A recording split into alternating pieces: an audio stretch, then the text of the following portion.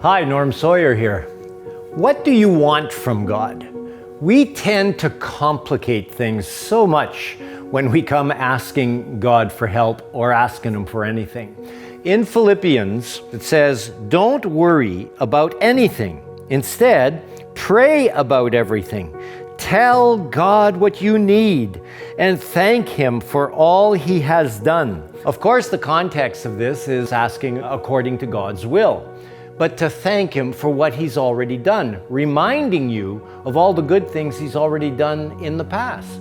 There is a story in Mark chapter 10 of a blind man called Blind Bartimaeus. He's sitting on the side of the road begging. Jesus is walking by, and suddenly he hears about it, so he starts shouting, "Jesus, Son of David, have mercy on me." And the crowd just starts to badmouth him, saying, "Oh, shut up, be quiet." But he yells the louder, "Jesus, have mercy on me." And then, of course, Jesus stops and says, "Send them forth." And the crowd is suddenly on the guy's side and says, "Hey, he wants to see you. What do you want me to do for you?" Now, there's a lot of ways of answering that. You're going to have the angry guy. It's going to come up and say, "What, are you blind? Can't you see I'm blind?" And then you're going to have the real pitiful.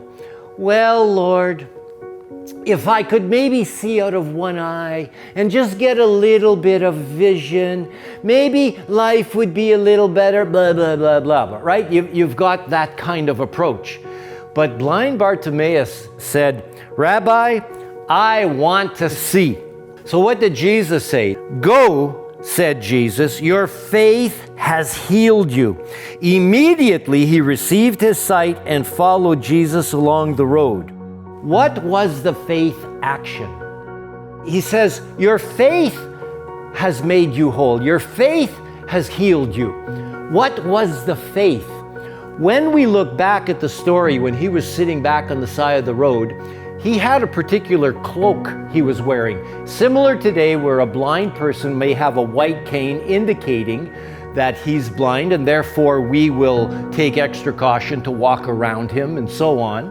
In that day, a blind person, just as a leper, had to wear bells upon their clothes so that people knew they were coming. A blind person had to wear a certain cloak so that people knew they were blind. When Jesus had called him, throwing his cloak aside, he jumped to his feet and came to Jesus.